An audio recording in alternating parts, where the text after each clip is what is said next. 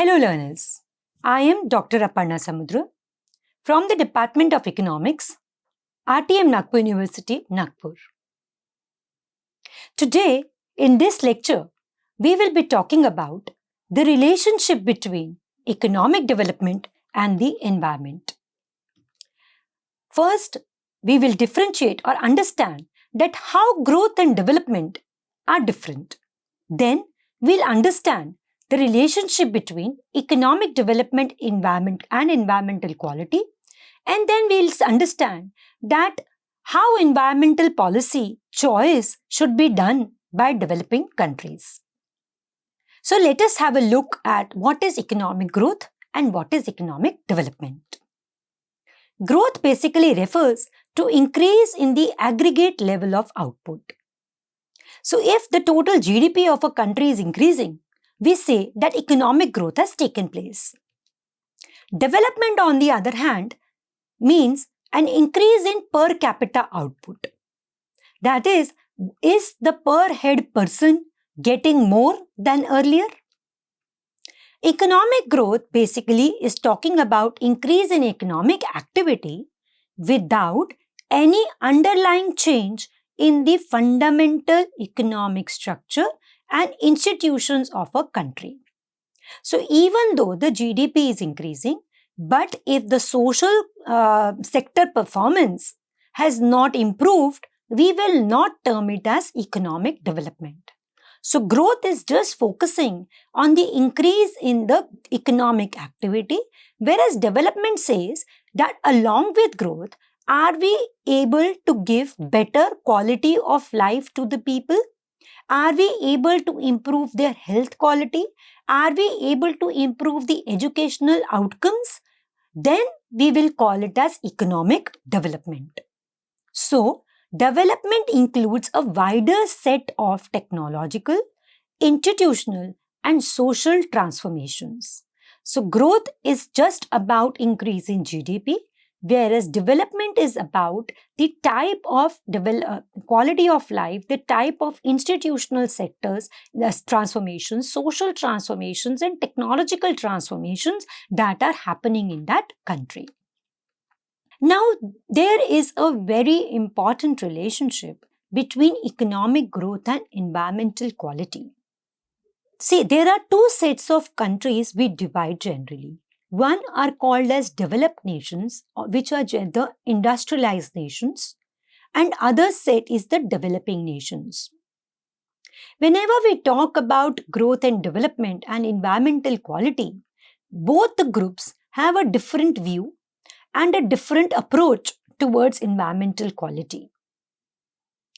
Developing nations which struggle or which intend to have a higher growth rate because until unless they increase their income, they may not be able to provide better social services to the citizens, view environmental quality or environmental degradation in a different way.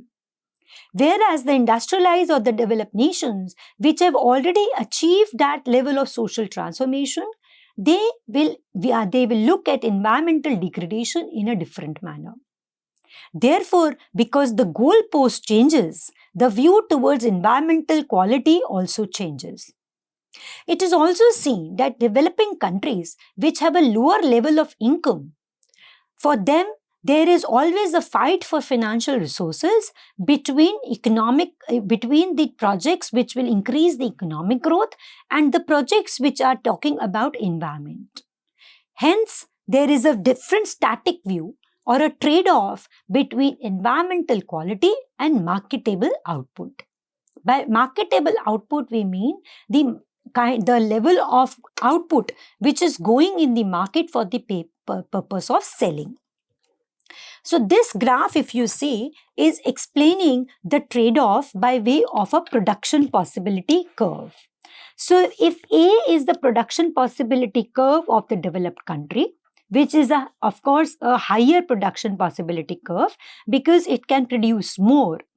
B is a production possibility curve of a less developed country, We have taken environmental quality on the x-axis and marketed output, that is the amount of output which is going to be sold in the market or produced at the market prices, on the y-axis.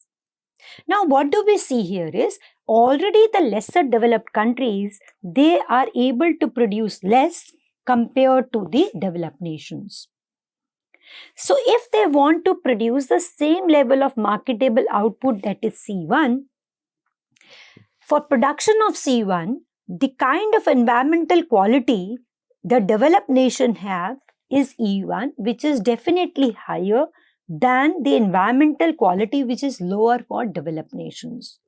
So there is a trade-off for the developed nations. For example, if they want to maintain E1 as the environmental quality, the marketable output for them will be, let us say, E, or let us say, F.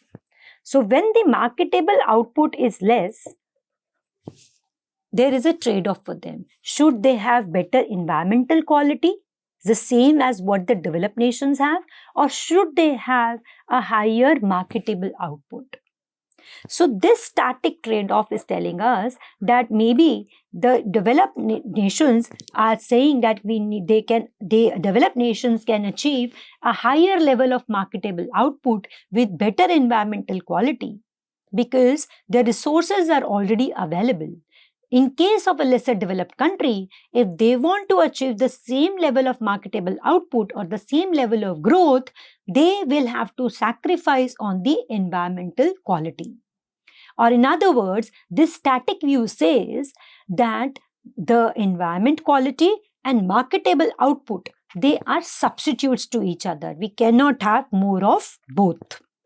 On the hand, another school of thought considers environmental quality and economic development complementary to each other for developing or less developed nations also. They say environmental quality and economic development are not substitutes. There should not be a trade-off between environmental quality and economic development or economic growth. Why? Because they say that most of the developing countries depend more on the primary industries than what the developed countries are depending on. We all know, for example, in India, we still have 48% of our population who are dependent on agriculture. So, most of the developing or the lesser developed countries are dependent more on the primary industries. So, any degradation of environmental resources would hence have a potential for damaging the economic growth more for these developing nations because they are dependent more on the primary sector. If environmental degradation happens, the dependence on their primary sector is more, hence they will be facing a greater loss in their economic growth.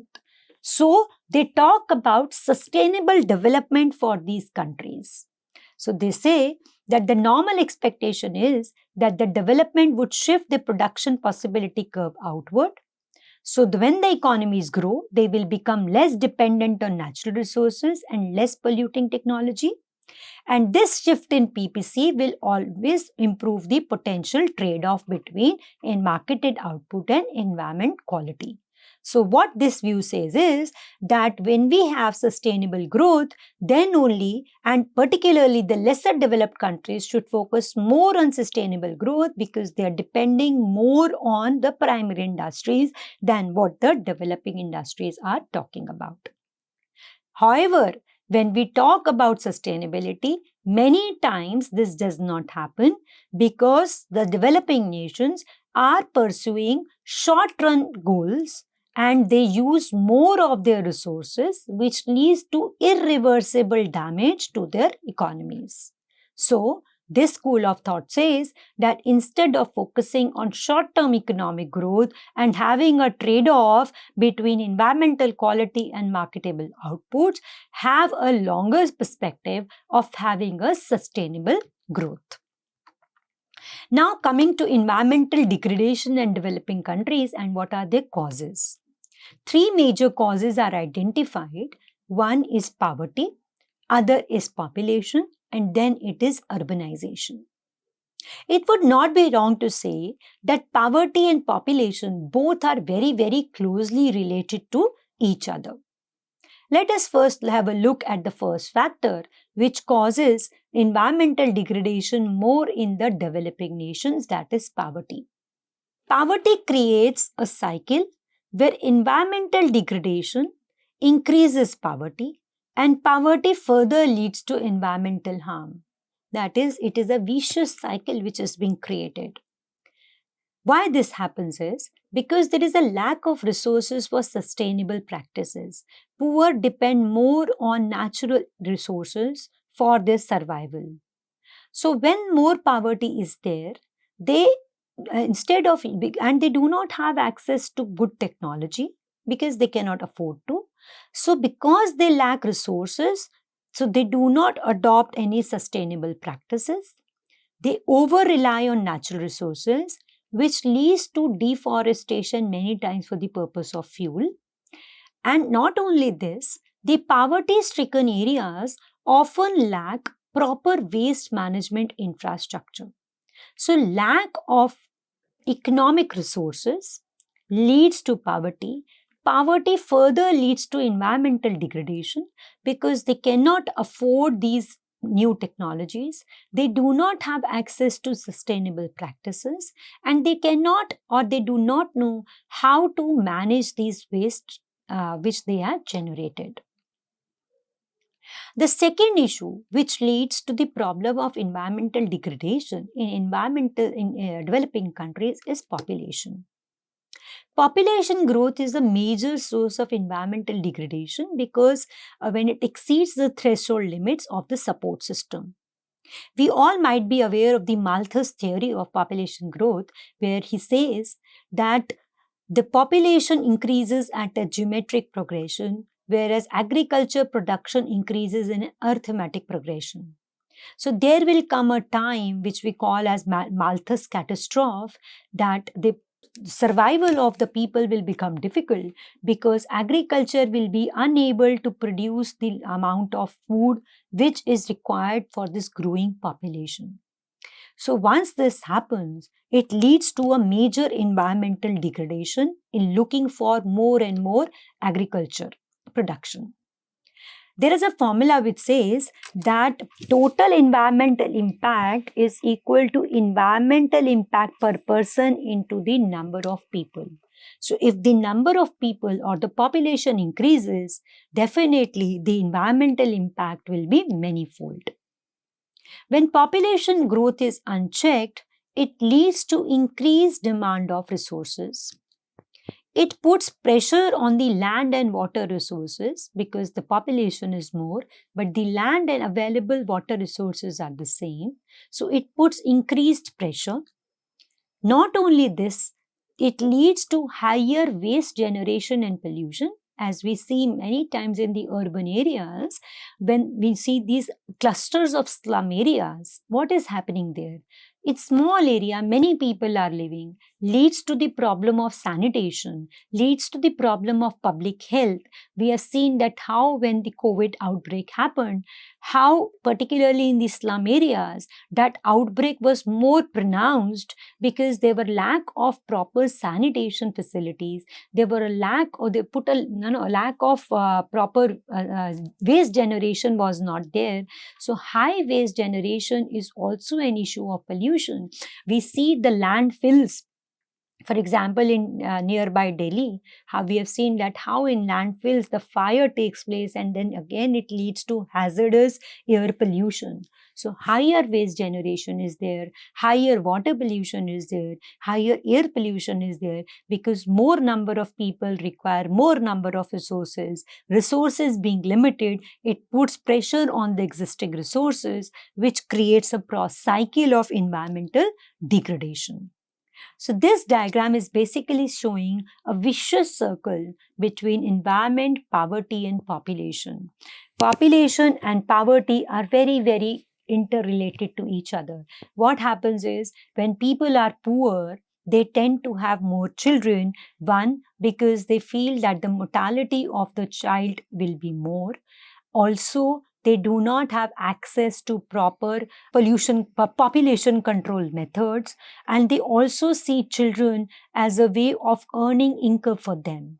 So greater poverty leads to greater population, and greater population leads to greater poverty, because when more people are there, the resources are less, it leads to lesser income per head availability.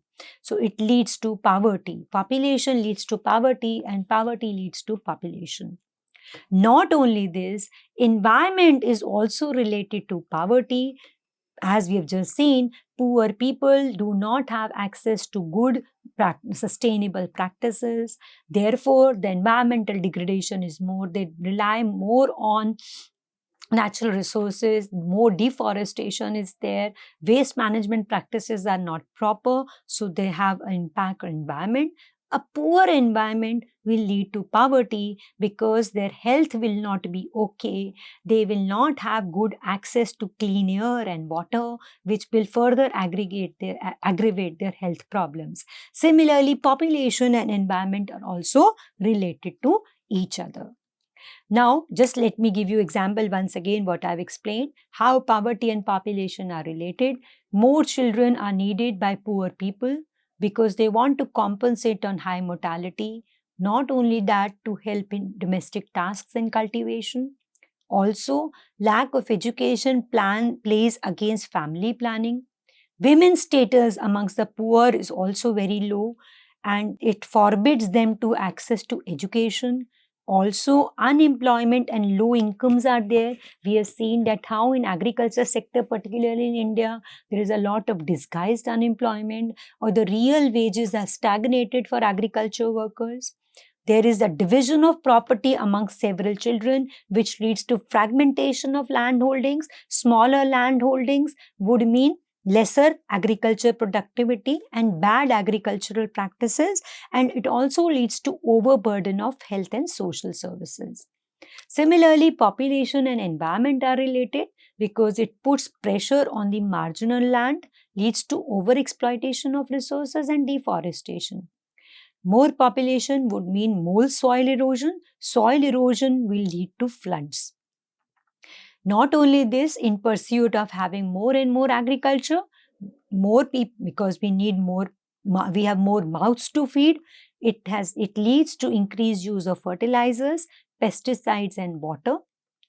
Also, when the primary sector is unable to take care of this increased population, they migrate to cities, migrate to urban areas, and then when they migrate, they stay in shanty towns, they stay in unhygienic slum conditions. Also, population pressure leads to erosion, salination of soil, flood, and lower agriculture yields. Not without saying, overpopulation increases health problems, which again lowers their productivity. This we have already seen that how poverty and environment are related, because when short-term needs are on priority, it forbids environmental protection, because as a country, the focus is more on poverty reduction. So the funds get allotted from the environmental protection sector to the social sector to the economic sector, which take care of the reduction in poverty.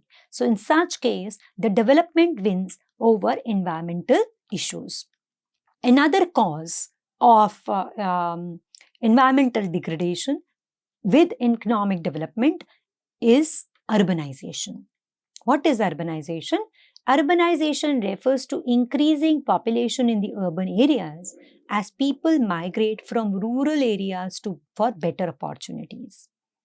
Now, this urban sprawls, which are generally unplanned urban growth, consumes large areas of land, and many times we see that the agricultural land is converted into non-agricultural land to house this growth of agriculture. So we have seen in most of the urban areas having peri-urban areas which take care of the overflow of the population to urban areas, which has migrated from rural areas to these areas.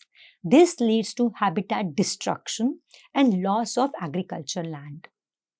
Also, unplanned increase in urban areas lead to increased air, water and soil pollution because there is no proper waste management system. We have seen that how traffic congestion takes place in urban areas causing air pollution. It also gives to rise to many issues like urban heat island effect, wherein a particular an urban area gets warmer more compared to the rest of the area. That is called as a urban heat island effect, because heat gets concentrated in that urban area because there is a lot of water pollution or air pollution, and concretization of the urban cities is there. So these areas are relatively warmer compared to the rest of the areas. They also have lesser rainfall, or they will have extreme weather events. These are called as urban heat island effect, and increased heat waste production is definitely there because of urbanization. It is there, of course, everywhere.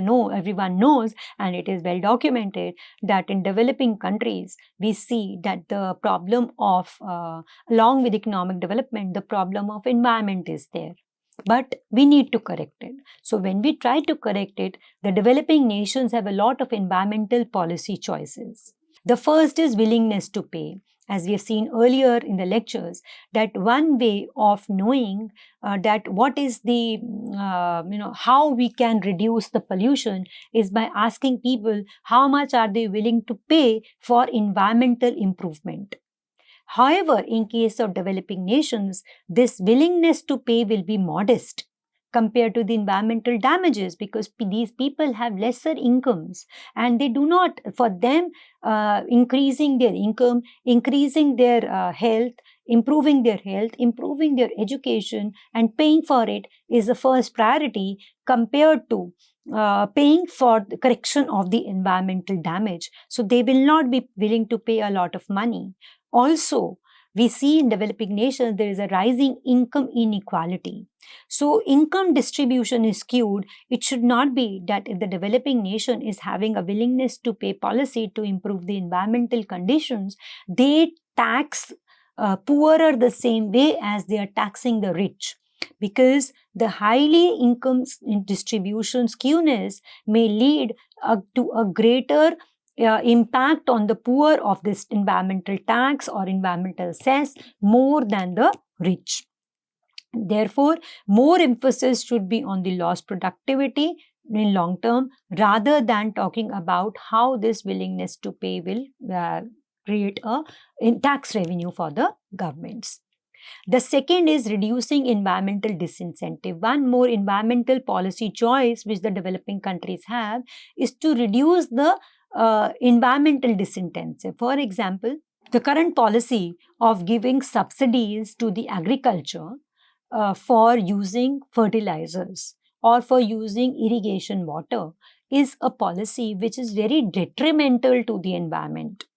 So the government has given, for example, in India also, government gives a lot of subsidies to the farmers to buy fertilizers at a lower cost. Similarly, the irrigation water or the electricity being used for irrigation, either it is not charged, or if it is charged at a very low rate.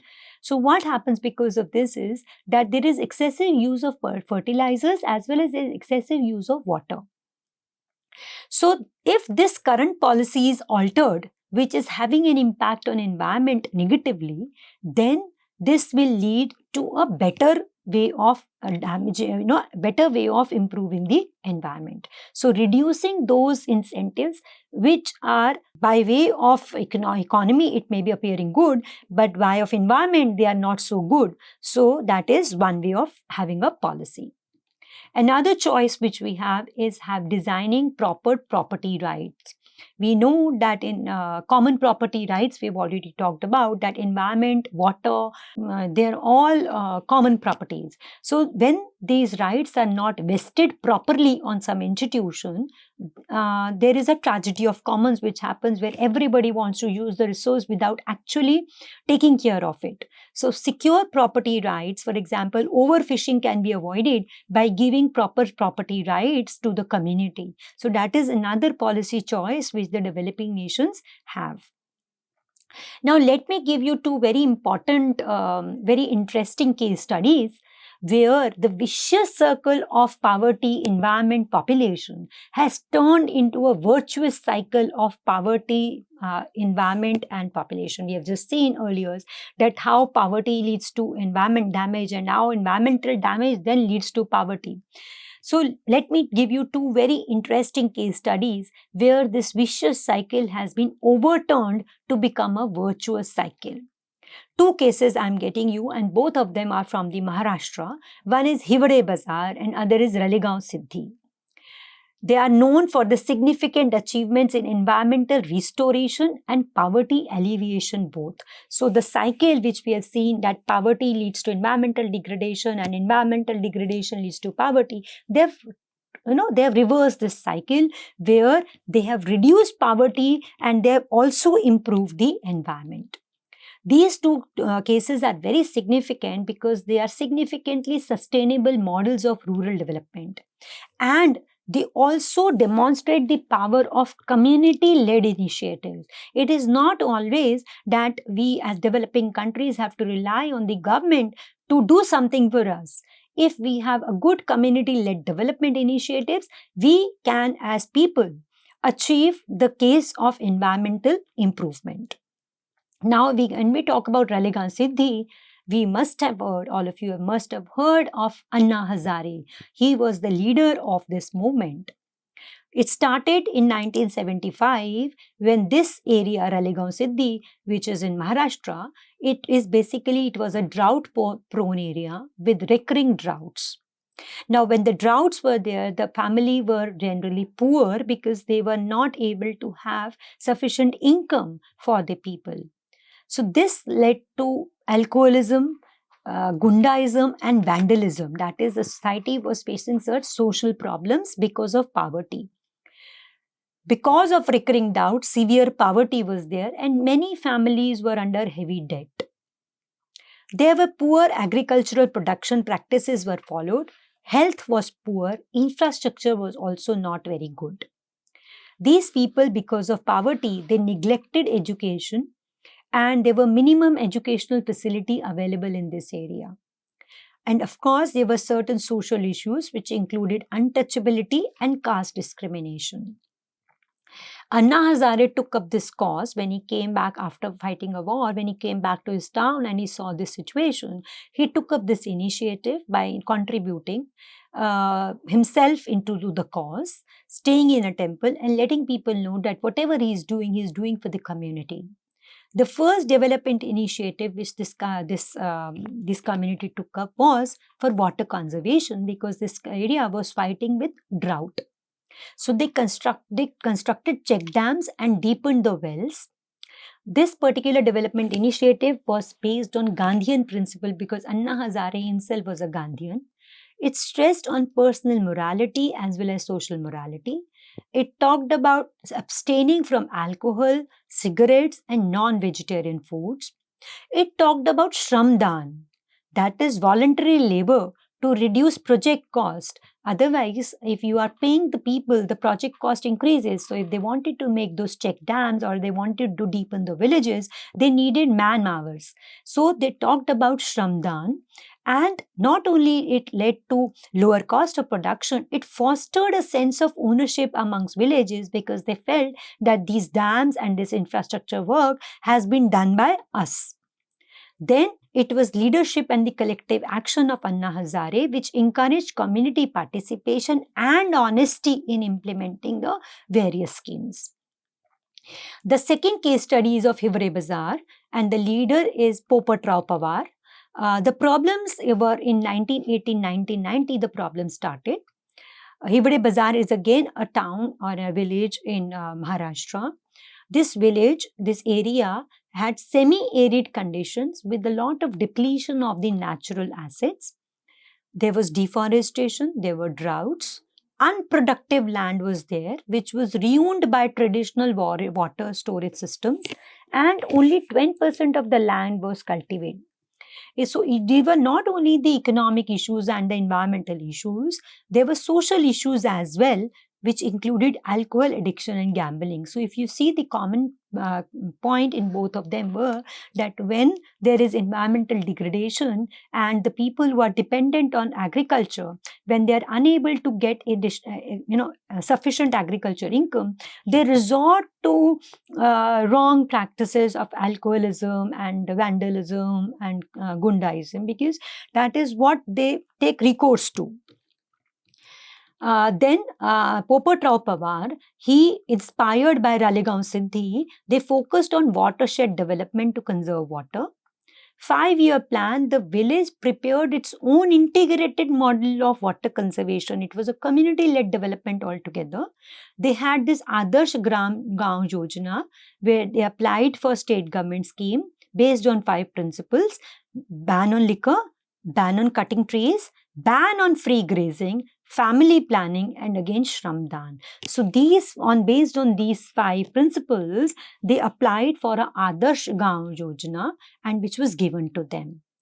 So learners, this brings us to end of the whole course. So let me just do a recap to what all we have done in these entire lectures. I introduced you to the subject of environmental economics. We also talked about the concept of sustainability. What is weak sustainability? What is strong sustainability? We saw that how in case of environmental goods, externalities arise, how market failure takes place, because basically they are all public goods. Then we saw the various techniques of environmental valuation, where we talked about hedonic pricing method, we talked about contingent valuation method, to name a few. Then we have seen environmental policy and instruments, that what are the various policy instruments which are available if we want to correct the market failure which arises because of environmental goods.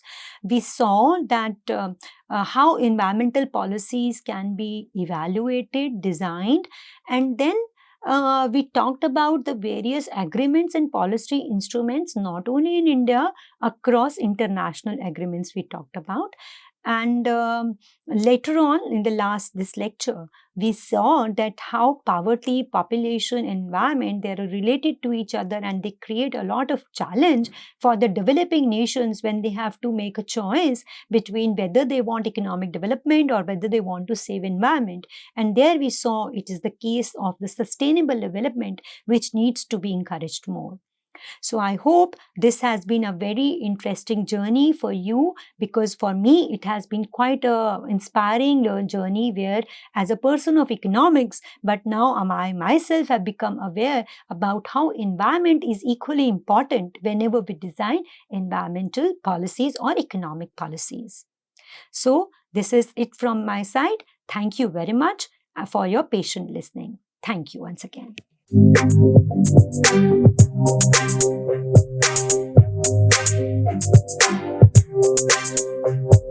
you.